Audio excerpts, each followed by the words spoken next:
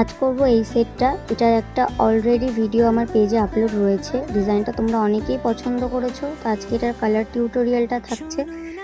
প্রথমে বেস কালারটা আমি একটা ইয়েলো টোন করে নিয়েছি। এটাকে একটা পোড়ামাটির দেওয়াল বোঝানোর জন্য আমি একটু ব্রাউন কালার দিয়ে শেডিং করে নিচ্ছি চারিপাশটা, এবং এটাকে আর একটু এনহ্যান্স দেখানোর জন্য আমি ব্ল্যাক কালার দিয়ে এটাকে সাইড দিয়ে একটা বর্ডার লাইনটা করে নিয়েছি এবং ব্ল্যাক কালারটা ভালোভাবে আমি চারিদিক দিয়ে মিশিয়ে নিয়েছি এটাকে আরও বেশি সুন্দর একটা লুক দেওয়ার জন্য। তো ফুল লুকটা কেমন লাগছে তোমরা জানিও। এই ভিডিওটা টার্সেল লাগানো এবং পুরোপুরি লুকটা ঠিক কেমন আসছে সেই ভিডিওটা থাকবে, এর নেক্সট পার্টে থাকবে। তো সেটা দেখতে অবশ্যই তোমরা পেজটাকে ফলো করো। এবার এই মালাটার মেইন পার্ট যেটা নীলকণ্ঠ ফুল, যেটাকে আমরা অপরাজিতাও বলে চিনি, তো সেটাকে আমি কালার করে নেব। আর এটাকে অবশ্যই তোমরা কমেন্টে জানিও যে কে কে নীলকণ্ঠ আর কে কে অপরাজিতা বলো। তো কিভাবে করছি অবশ্যই দেখো। প্রথমে ভেতরটা একটু হোয়াইট কালারের শেডিং দিয়ে নিয়েছি, যেরকম ফুলে থাকে। যতটা অরিজিনাল দেখানো যায় ততটাই চেষ্টা করেছি। কেমন লাগছে তোমরা অবশ্যই জানিও।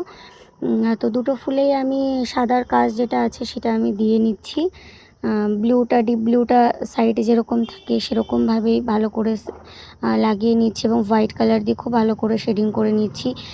কালার করার সময় একটা জিনিস খুব ভালো করে লক্ষ্য রাখতে হবে যে কোনো কালারের হার্শ লাইন যেন বোঝা না যায়, সেটা যেন খুব ভালোভাবে একটা কালার আরেকটা কালারের সঙ্গে খুব ভালোভাবে মেশে, এটা আমাদের লক্ষ্য রাখতে হবে। আর জলের পরিমাণটা খুব অল্প নিয়ে কাজ করতে হবে, যাতে জিনিসটা খুব বেশি ঘেটে না যায়, আমাদের হাতের মধ্যেই থাকে, যেটাকে আমরা ঠিকঠাকভাবে ম্যানেজ করতে পারবো সেভাবেই থাকে। তো ততটাই কালার নিয়ে করতে হবে।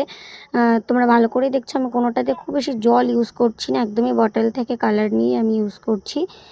তো কিভাবে করছি দেখো। তারপর একটা ইয়েলো কালার দিয়ে আমি একটু শেডিং করে নিচ্ছি। যেহেতু অপরাজিতা ফুল বা নীলকণ্ঠ তোমরা যেটাই বলো তার মধ্যে একটু ইয়েলো কালারের টাচ থাকে, তো সেরকমভাবে আমি করে নিচ্ছি। আমি কিন্তু কোনো রঙেই কিন্তু আমি জল ইউজ করছি না। যদি তোমরা মনে করো যে কোনো রঙে তোমাদের শক্ত হয়ে গেছে বা রঙটা জমে গেছে, একটু জলের প্রয়োজন, তো তোমরা সেক্ষেত্রে কালার মিডিয়াম পাওয়া যায়, সেই মিডিয়ামটাকে ইউজ করতে পারো। যদি কি মিডিয়াম আমি ইউজ করি দেখতে চাও তাহলে অবশ্যই কমেন্ট করো, সেটার আমি একটা ফুল টিউটোরিয়াল আমি দিয়ে দেবো যে আমি কিভাবে সেটাকে করি। তো পাতাগুলোকে আমি করে নিচ্ছি। পাতাগুলোকে আমি একটু শেডিং দিয়ে করার চেষ্টা করেছি। কালার তোমরা যত বেশি বিভিন্ন কালার দিয়ে শেডিং করে করবে সেটা তত বেশি সুন্দর লাগে দেখতে, কালারটা আরও তত বেশি ফুটে ওঠে। তো সেভাবেই আমি করছি। দেখো আমি লাইট থেকে একদম ডিপ শেডে যাওয়ার চেষ্টা করছি, একবারে কিন্তু আমি একটা ডিপ কালার দিয়ে এটাকে শেড করে দিচ্ছি না।